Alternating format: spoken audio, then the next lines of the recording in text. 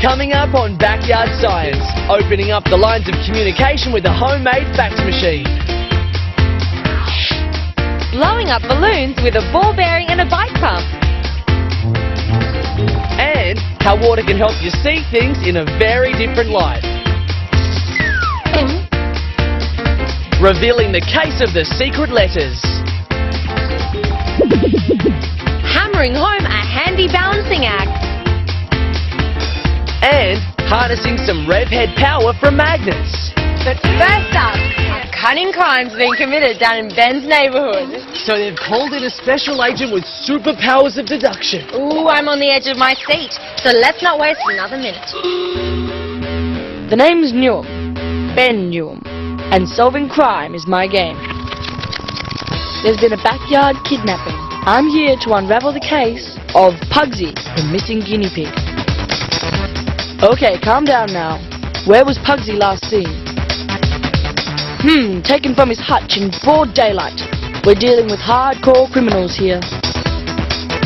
And my prime suspects, yes, the very people who reported this crime. Hello, what's this? Looks like someone might be planting clues for me.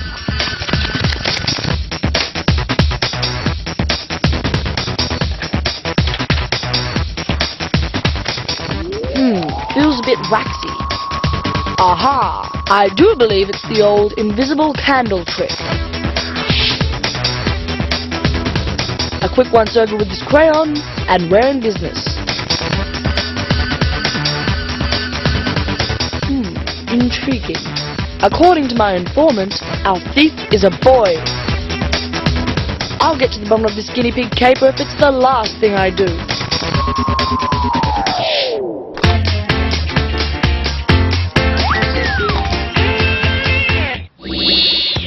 Ty can't get enough of blowing bubbles, but she's run out of bubble mixture. I better go to the rescue. Hey Ty, you're missing something. You need more than just water. Here, this detergent will do the trick. There, now blow away. You can't make bubbles with just water because water molecules like to stick together, so it won't make a film over the frame. Detergent, on the other hand, is stretchy enough to create the film needed for bubble blowing. There, bubbles, no troubles. But I know how to really blow up this scene. Want to see how? Right, monster bubbles, here we come. Pour some glycerine into the detergent. This will help strengthen the bubbles. Now take a tire that's been cut through the middle. This will be our big bubble dish. Pour in the bubble mixture.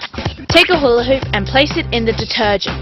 Now this could quite possibly be the biggest bubble wand in the world. Wow, shame it has to burst. A bubble is made up of a thin layer of water sandwiched between two layers of detergent. It can't last forever because the water eventually evaporates, causing the bubble to burst. Your turn. I bet you're busting to have a go, Ty. Now stand very still.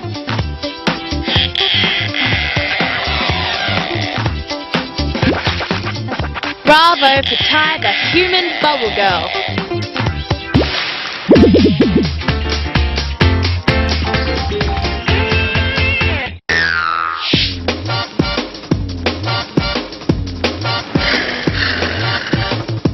I know what you're thinking. You wish we had an engine to pick up the pace a bit. Well, that's easy. I can do that. All we need is a couple of these guys. Magnets. Tape one magnet to the top of the car and watch this. How's that for action? That's livened this speedway up. Okay, now let's reverse the drive. Brilliant! This is so cool. All magnets have a north and a south pole. The opposite poles form an attraction pulling the car forwards. When the same poles are pointed together, they repel each other, pushing the car away. Oops, our car's probably ready for the scrap heap now. Magnets and metals often form a powerful partnership. Giant magnets are used to pick up and move cars that have been squashed into mountains of scrap metal.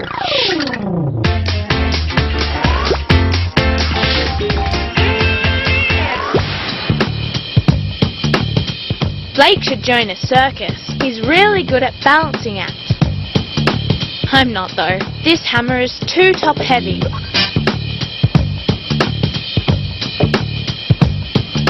Here, if you're so good, then see if you can balance this on the end of a ruler. No, no way. I know how to make the ruler support the hammer.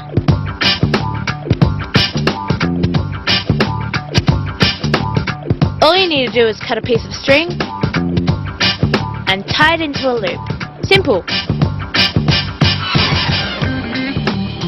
Now thread the handle into the loop. And now to hang my magic hammer. Unreal! Look at that! Excellent balance. Normally, the weight of the hammer would pull the ruler down. But the string and the hammer act like a lever, pushing the ruler up instead of pulling it down. Hey, 10 out of 10 for using your hammer, head. They really nailed that balancing act. Very funny. Now let's get back to the scene of the crime as Ben works around the clock to solve a mysterious case. Okay, folks, as you know, I've been called in to solve the case of Pugsy the guinea pig napped pet. I must tell you that you are all prime suspects. Now, there's been a development in the case. There's an informant amongst you. I thank whoever that is, and I ask him or her to come forward with any more information. Now I must get back to work. Aha, another clue.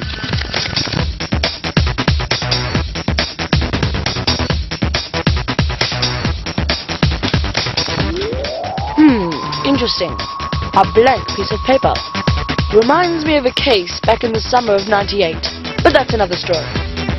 Back to the guinea pig.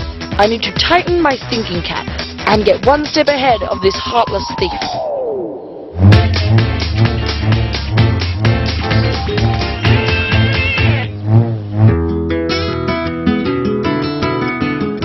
Hey Genevieve, watch this. And prepare to be amazed with my magic and mastery. Watch me pull a rabbit out of this hat.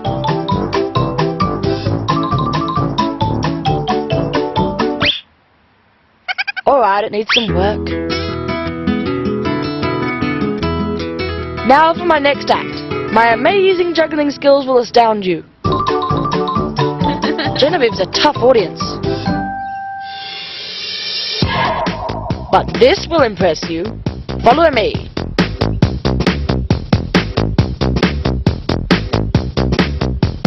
What if I said I could turn this one apple into 6 apples? I need 2 mirrors. Stand the mirrors opposite each other, put the apple between them, and prepare for the showstopper. Now move the mirrors a little until the apples grow. Yes, a showman always saves the best for last. Enough for an apple pie. When 2 mirrors are faced opposite each other, light is trapped between them. This light bounces in the middle of the mirrors, causing the original reflection of the apple to multiply. Sorry I can't share, those other apples weren't real. I tell you, my juggling skills don't reflect well on me. Bad jokes, and you're a hard act to watch, Jason. Please don't give up your day job. Now time for a tale of power, magnetism, and deep attraction. Magnet walls are the coolest. You can have all sorts of fun with magnets. Here, I'll show you something else. We need to make lots of tiny bits of metal. This extra fine steel wool should do the trick. You pour some oil into a jar of water. This will help the metal float.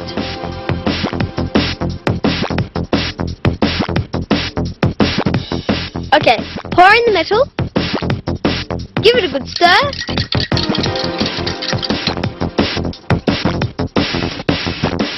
Unreal! The magnet is pulling the metal into one big bunch.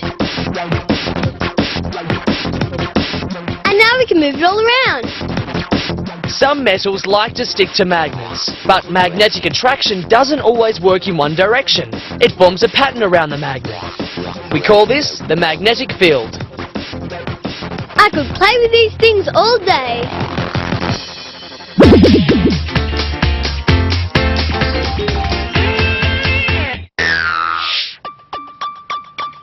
Hey, what's that on my book? No, it's not rain.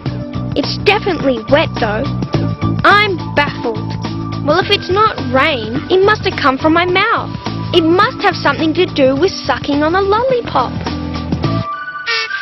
It did! I did do it! I've got this fun water squirter in my mouth.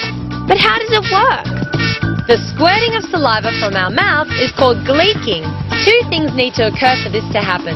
Firstly, you need to stimulate the saliva glands by sucking something, and secondly, you need to curl your tongue and press down on it. The saliva glands under the tongue squirt when the muscles around them are compressed. Gleeking usually happens accidentally, but you can learn to do it on purpose, but it takes some practice. If only gleeking was an Olympic sport, I'd be a gold medal winner for sure. Oh, that's gross. But I reckon the gleeking games would draw a huge crowd. And before you even think about trying it, I'm going to cross straight to Ben for his stunning conclusion to the case of Pugsy the missing guinea pig. As you may have read, Pugsy the guinea pig has been snatched from his hutch. This paper could hold a clue. The old baking soda method. Very cunning. Just watch what happens when I paint the paper with a bit of grape juice. To make invisible ink, you need to mix equal parts of baking soda and water. A chemical reaction occurs when the acid in the juice meets the baking soda. This reaction forms a colour and in turn reveals the once invisible writing. Now what is my informant telling me? It's a map showing the house where the culprit lives. I think it's time I visited those suspects again. Thank you once again for joining me. The case has been solved. My informant has tried to lead me up the garden path with clues that don't add up. The first secret message said the subject was a boy. The second secret message showed where he lived, but a girl lives in that house. What's more, after closer investigation, that's just an old shed, not a guinea pig hutch at all. Looks like I've been had big time. Pugsy never existed.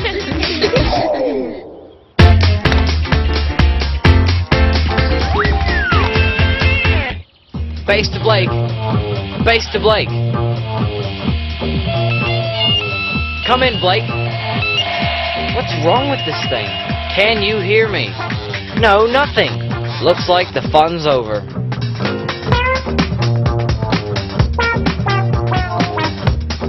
We need to work out another way to send messages to each other. Wait there, I'm going back to HQ, where I think I can hatch a clever plan. I'm gonna need help for this. Right, we're going to make our own high-tech means of communication. We've got everything here from a bulb to a buzzer. Scissors to screwdriver. Okay, time to get our facts straight. Get it? We're making a fax machine.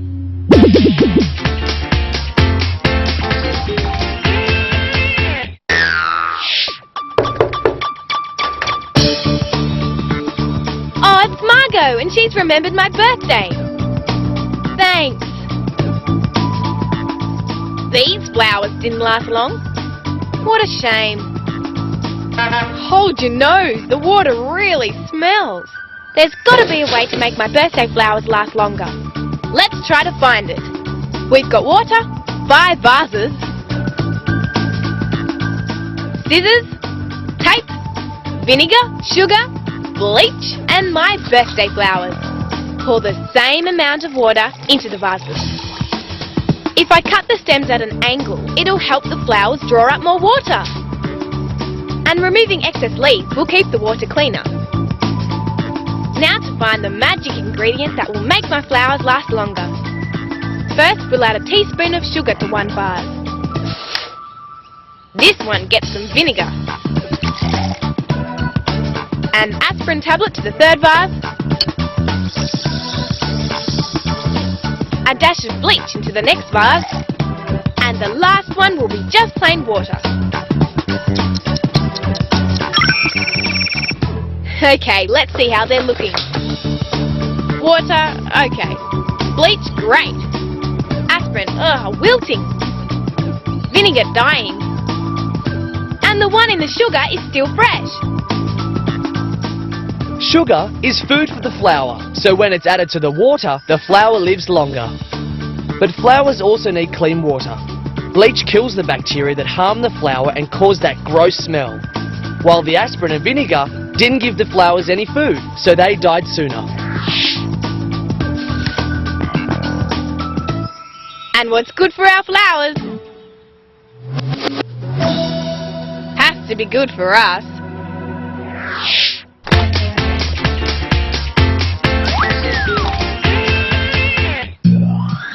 I've got something small that I need to have a better look at. And Tyler reckons he's got just the thing to help out. All we need is a jar with our little specimen in it. Lots of plastic wrap placed over the top of the jar to form a well. And last but not least, some water. Time for a closer look. Unreal! It makes my little friend look really big.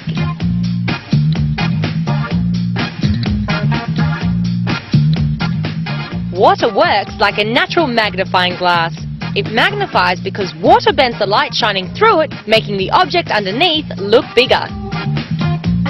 Cool. Now all we need is a real frog to pop under our magnifying glass. Sometimes the simplest things are the most fun. True, but now it's time for a change of pace, as we sit back and receive some high-tech wizardry. Blake and I are working overtime on our fax machine.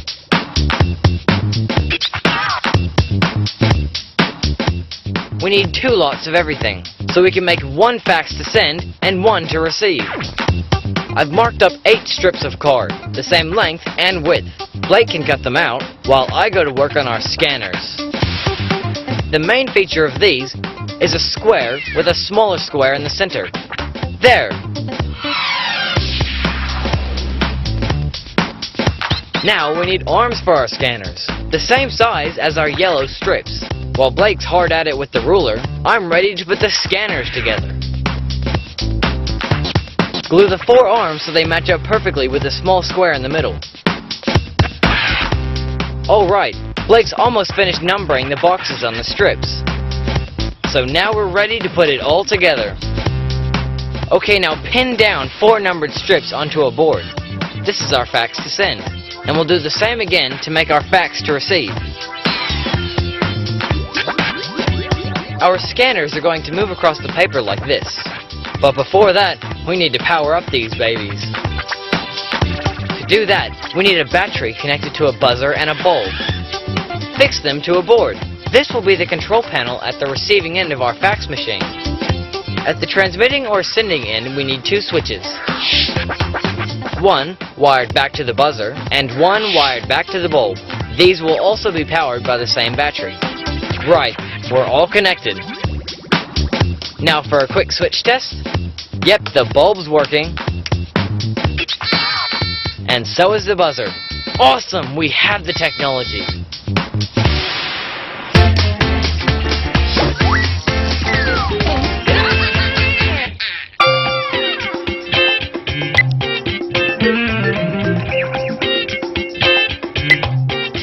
Ben aren't going to be happy because I need my stopwatch back. So time's up for their game of 10-second speed chess. Wait a sec, I think I know exactly how to solve this little problem. Okay, this won't take much time at all. I'm going to make them their own stopwatch. All I have to do is tape a ruler to the table. Fill a lid with clay so that it becomes really heavy. Next, thread some string around a tack at the end of the ruler and fix the other end to the lid with some more clay. There, I've made a pendulum. I want every swing back and forth to take 1 second. Sonam will be timekeeper. 1, 2, 3... Nah, too slow. It should have swung 6 times. I'll just pull the lid up. That'll make the pendulum swing faster. Let's see now. 1, 2, 3, 4. Brilliant! Each swing back and forth timed out to 1 second. Pendulums have been used to keep clocks on time for hundreds of years. A pendulum swings at a constant rate. This means that once the swing has been set to take 1 second, every swing after that will also time out to 1 second. Right, I've tied the pendulum off, so now it's back to the game. All they have to do is count 10 swings a turn. Good luck! 1, 2, 3, 4... No, that's checkmate.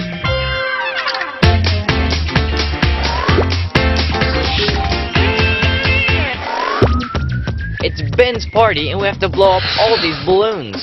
We'll never finish in time. There's got to be another way. This can blow up bike tires, maybe. It's no good. The air's just rushing out as fast as it goes in. What we need is something to stop the air from escaping. Take 2 pieces of plastic tube, one thick and one thin. Smear the end of a thin piece with some gel and fit it snugly into a thicker tube. Tape up the join. Now drop in a ball bearing. Then take another thin piece with a diagonal cut at one end. Push that end into the thick tube and tape it up. There you go, I've made my valve. Now tape a balloon to the end with the diagonal cut, and the bike pump to the other end.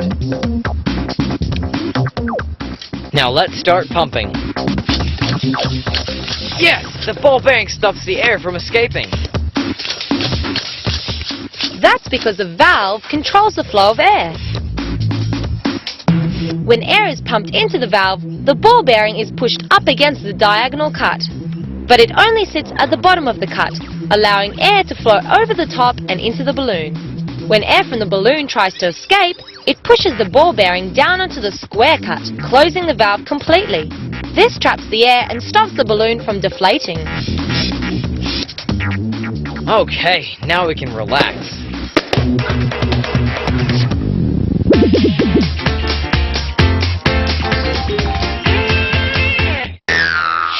Okay, our homemade fax machine is ready to go. We can begin our mission for transmission. Now we both start at the same spot. When the buzzer sounds, that's Blake's cue to move to the next square. This way we can keep the same pace as I scan the paper. When I hit part of the image I'm sending, I'll switch on the bulb. All Blake has to do is color in the square using his scanner. Before long, the picture will be revealed. Okay, now that's clear, let's give it a go. I'm going to send this smiley face, which should be happily received at the other end by Blake. Our scanners are set in the start position, so I'll flick at the buzzer switch, and the transmission is underway. I've got lots of blank squares to get through, so there's a lot of buzzing and fast scanning going on. I hope Blake's keeping up. Finally, my scanner's showing some black. It's time for the light bulb and a spot of coloring in. The word fax is short for facsimile, which means an exact copy. This handmade fax machine works pretty much like the real thing, relying on a scanner to detect the amount of black ink in each row of tiny squares. While Tyler and Blake's fax can only scan and receive one square at a time, it's amazing how even the most complicated concept can have a simple explanation. Okay, our transmission has ended. Now we can face the fax. Yes, a perfect printout. Blake really makes a very good copycat. And to think we used to communicate with carrier pigeons. Life is really sped up thanks to technology. And speaking of speed, time really does fly when you're having fun. We've got to say goodbye for now. Hope you enjoyed the ride. See you next time.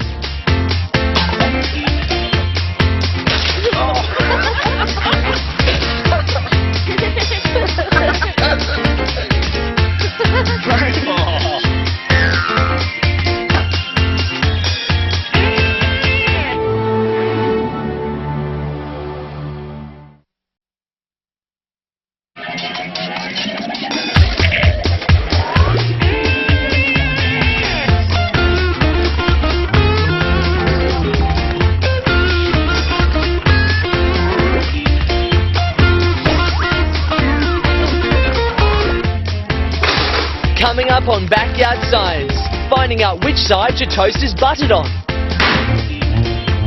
Up and away with some paper planes that really take off. And why getting in too deep can be a good thing. How to build a leaning tower of pasta. How to fool your friends with a drinking straw that doesn't suck. And race time. Find out how gears can give your bicycle the winning edge. But first, we're going to do a little backyard science bird watching. All you need is some binoculars, a little bit of patience, and some birds. Yep, but if those birds don't show up, you just might need to get a bit creative.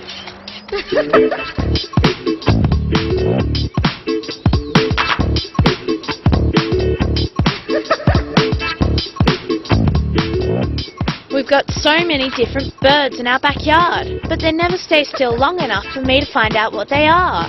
So I'm going to make a seed table to attract lots of feathered friends. I'm going to build a little tower to rest my seed dish on, so they don't get scared away. I know it sounds crazy, but my idea is to use spaghetti for the structure and marshmallows to stick it all together. Perfect timing! I'm going to get Ben in on this little project. He can help me work out the best design for my spaghetti tower. Most tall buildings look like they're sort of square, but some are made from triangles. Okay, let's go. And hey, they're for building, not eating. I'm going to try for a triangular tower, and Ben is going to try a square.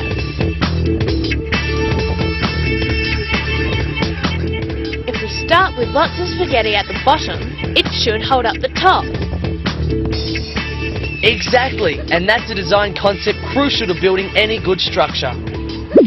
And that's what the architects came up with when they designed the Empire State Building. Back in 1931, it was the tallest building in the world, and it certainly stood the test of time. Today it's been outbuilt, making it the 8th tallest building in the world, but perhaps still the most famous.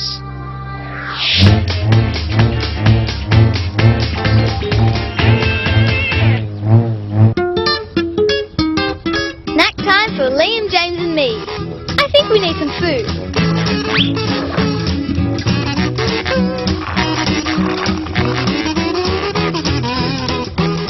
Very funny. Those jokers have finished my drink.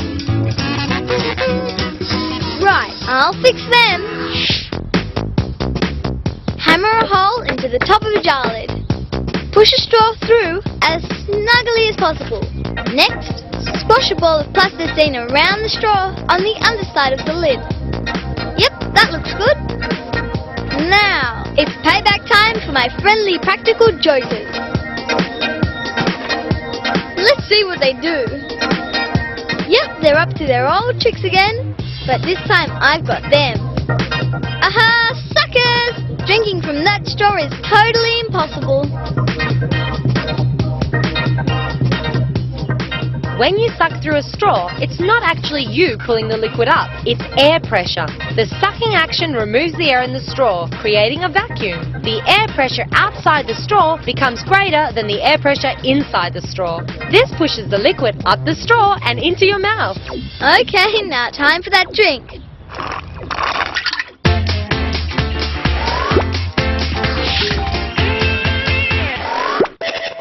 The FA Cup final and Beckham is lining up the shot. He shoots, he wins! We might have won, but we'll both be losers if this storm catches us. It's close. You can tell how close by counting. Light travels much faster than sound, so we see the flash straight away, but sound only travels at about 300 meters a second. 1 1,000, 2 1,000, 3 1,000. 3 seconds. That's 3 times 300 meters. It's less than a kilometer away. When the lightning and thunder happen at the same time, it's right on top of you. So what are you going to do? Climb a tall tree? No. Lightning strikes the tallest thing around.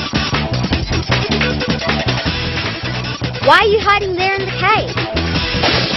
That's not right either. Lightning can travel into caves. Why is he hugging me? Don't get too close. Nope, not a good idea. Lightning can travel through bodies. Well, what can you do? The best thing to do in an open area is crouch down by yourself in the lowest spot you can find. That way something higher will get struck by lightning first. Lightning happens when the difference in the electric charges between the cloud and the ground reaches millions of volts. A lightning flash lasts for only a tiny fraction of a second. But in that time, the air is heated to about 3 times the temperature of the sun's surface. That makes the air expand for just an instant before it crashes back. That makes a sound wave that we hear as a huge clap of thunder. Ooh, if I thought there was a thunderstorm on the way, I'd be heading for the nearest building. Good idea, Dana, but I'm not sure I'd be sheltering in Genevieve and Ben's shaky old structure. This building assignment is fun, but I think we've gone as high as we can with our towers. Let's see who's built the tallest one. Drum roll, please. And the winner is Ben the Builder. But now for the big test. Will it support the seed dish? Looks like I'm not a very good master builder. Ben, I know this is mean, but your tower's got to be able to withstand a backyard ball attack.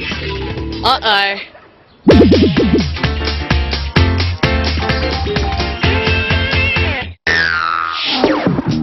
Get ready, set, racing! Angelique and I are having a race-off. Now, low gear and into the home straight. Oh dear, Angelique's way behind. I really like Angelique, but she's such a bad bike rider. I always end up waiting for her.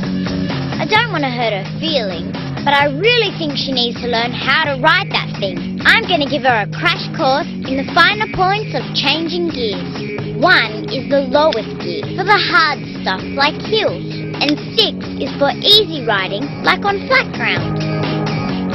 When you ride, your legs are like the engine and the gears allow you to adjust your pedal power as you need to. When you change gears, a lever lifts the chain from one cog to another. This creates more or less pedal tension depending on the riding conditions.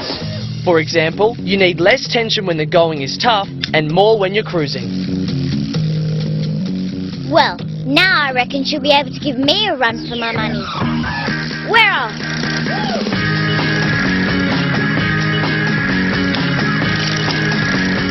Uh-oh, she's using the gears. Wait for me, Angelique! Oh man, I've created a monster! Somehow I'm having trouble thinking of Angelique as a monster. Monsters are more like, well, the Loch Ness Monster or monsters of the deep. Maybe, Jason, but even monsters of the deep need to surface for a breath once in a while.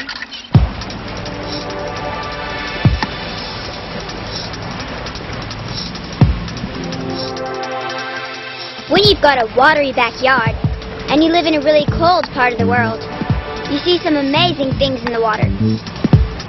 Ice flows for one, but my favorite? Whales. There's one. Look, it's splattering. Must have swallowed a lungful of seawater. He doesn't know what I'm talking about. I'm sure he thinks that whale is coughing its lungs up, but I know it's not coughing. That's just its breath. I'll show him. No? I'll get a mirror. I know that whale sprang a geyser of water, not an incy-bincy cloud of fog. But that's just what we do, although on a smaller scale. Look, I'll show you. When the warm, moist air from our lungs hits the cold mirror, our breath condenses, meaning that it goes from a gas to a liquid. The whale's lungs are so big that when it breathes out, it lets go of a huge spout of water. I think it's having a whale of a time.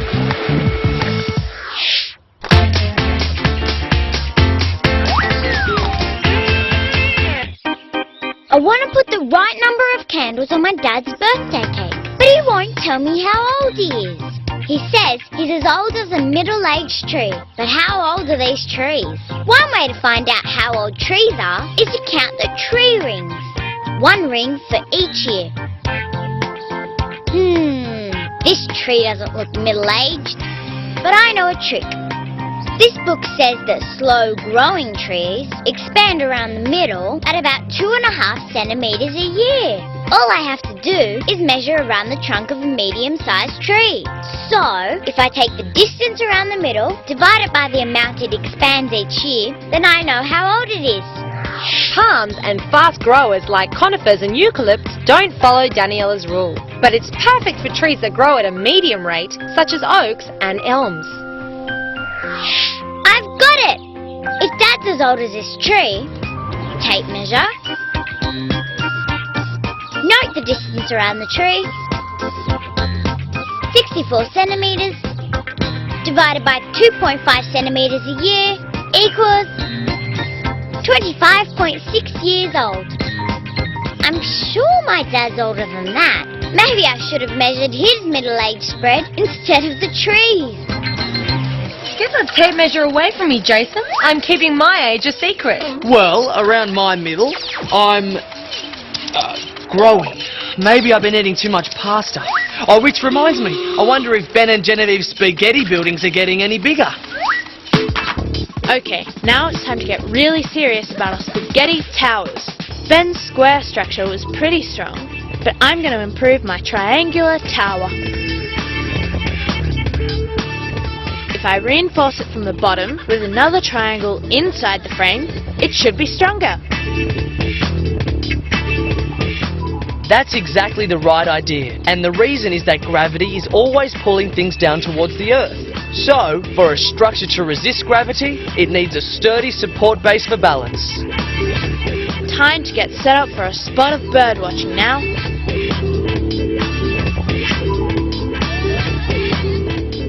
I just hope they go for the bird food and not for the marshmallows instead.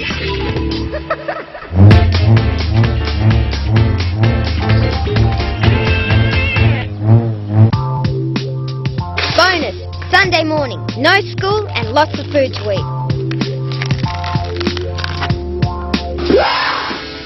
Not funny. Oh, great. Fluff stuck to the butter side of my toast. It's just my luck that it didn't land butter side up. Or is there more to it than just luck? Let's see.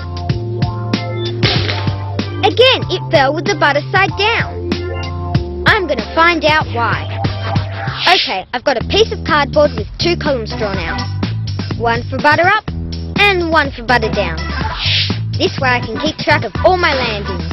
Right, that's 1 for butter up. 1 for down.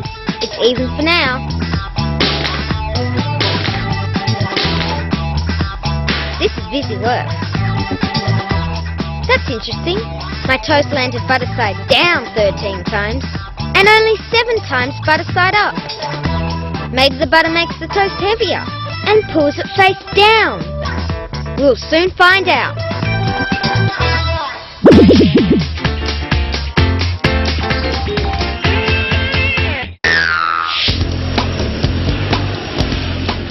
I'm going to be a pilot when I grow up.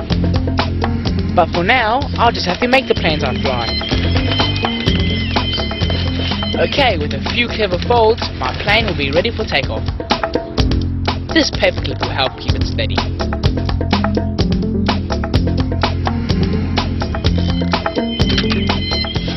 Not bad. But Chani thinks she can do better. What's she doing with those scissors? I see. She's cutting 2 little flaps in the wings. Now she's folding them up. This is an impressive plane. I can't wait to see how it flies. Okay, I'm standing by for the landing. Ready, set, fly! Yes, that was fantastic!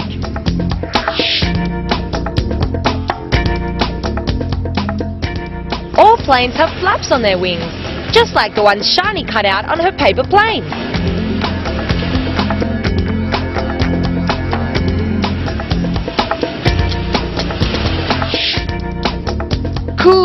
Hey, maybe we can both be pilots together.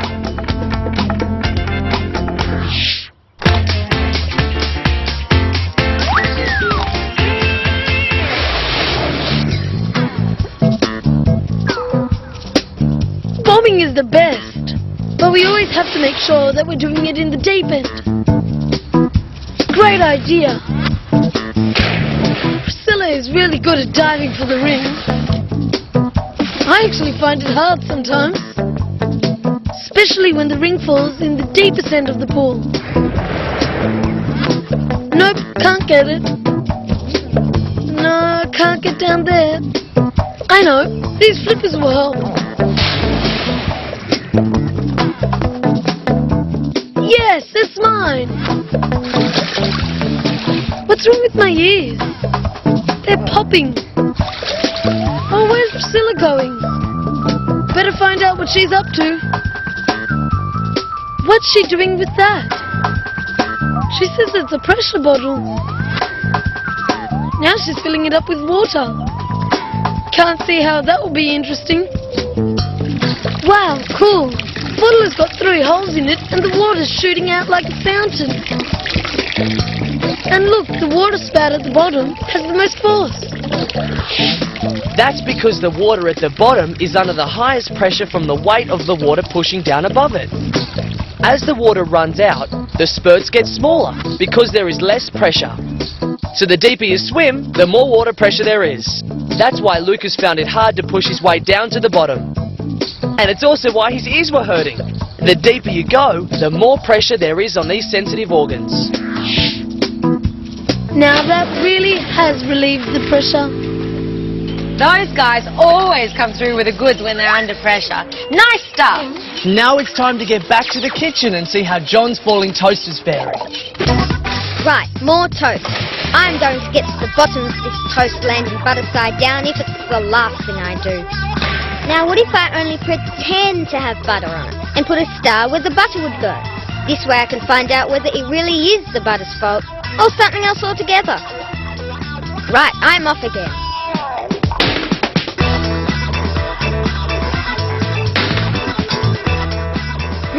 This is very tricky because the star or pretend butter side wins hands down. That's 12 stars down and only 6 up. So even without the butter, the toast still lands the same way again. That means it's got nothing to do with the butter on the toast. Maybe the answer is up higher.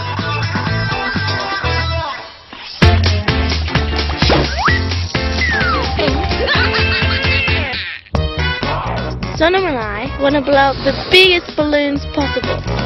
So we need to find out what kind of air is better for the job, hot or cold. Right, time to see how our balloon measures up. There, that's 68.5 centimeters. Blown up with nice warm air from Sonam. Now inside, so we can pop our balloon in the freezer. All we have to do is wait. Time to take our balloon out. Looks a lot smaller. Okay, let's see. 46 centimeters. That's a big 22 centimeters smaller than a hot air balloon. Hang on, maybe it's just smaller because some of the air escaped. I thought of something we can do to find out. I need an empty plastic bottle. This one's half full, so drink up. Place the balloon over the top of the bottle. Now I need some warm water in a saucepan. Okay, I'm back. Drum roll! As I place the bottle in the warm water. Brilliant! The balloon is starting to blow up.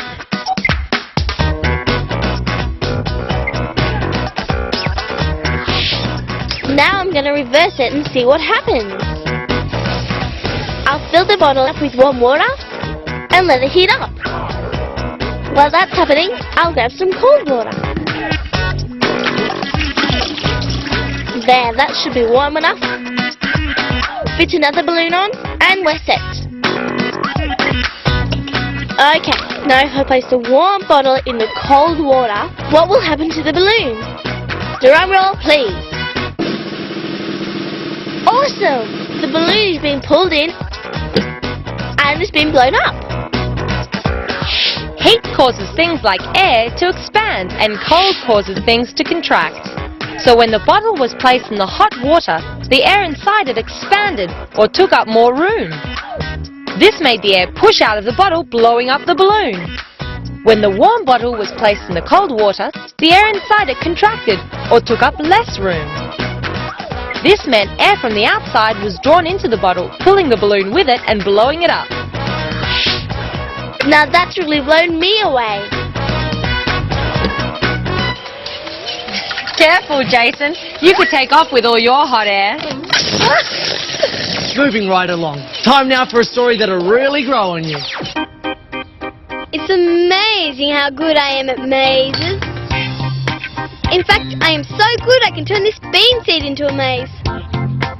You'll need a cardboard box, some extra bits of cardboard, paper towels, scissors, tape, a plastic jug and cup.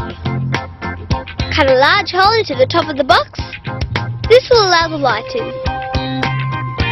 Cut a window in 2 pieces of card that are the same thickness and length as the box.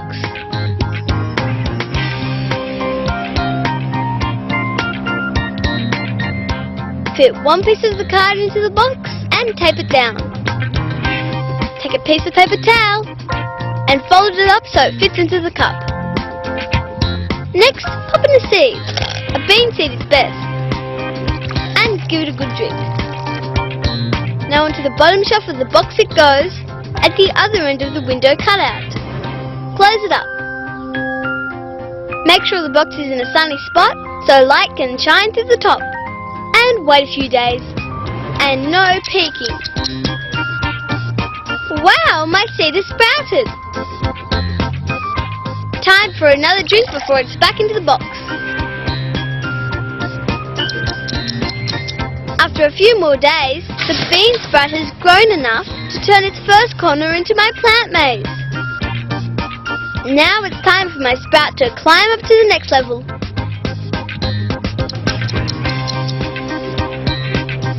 I love this plant maze.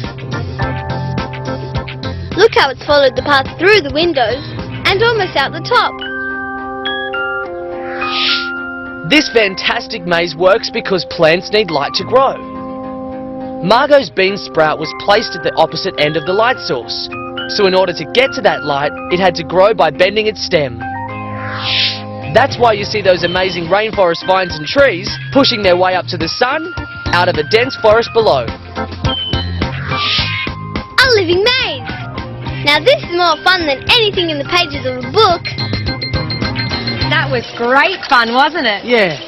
Now, John's been hard at work in the kitchen, buttering furiously in search of the truth behind falling toast. Now it's crunch time. Okay, my test to see why toast mostly lands butter side down continues. I've got this idea that height might have something to do with it. Sonam, you look so crazy, but at least I can reach. Slice number 1. Down you fly. 2, 3, 4, 5. I can't believe it. The toast has nearly always landed butter side up. As the toast falls, it spins around. When it's dropped from waist height, it only has time for a half turn. So if it starts butter side up, it will land butter side down. When it's dropped from a greater height, it can make a full tumble turn, starting from butter side up, landing butter side up again. I just hope I'm not in trouble for playing with my food. He had a suspicion and it was right. Yeah, good thing. Otherwise he'd have to eat his worst, not just his toast. That's all we have time for now. See you soon.